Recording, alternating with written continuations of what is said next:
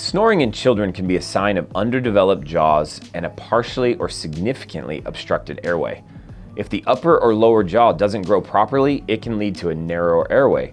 This makes it harder for air to flow freely, causing improper spacing for the tongue, which leads to snoring and disrupted sleep.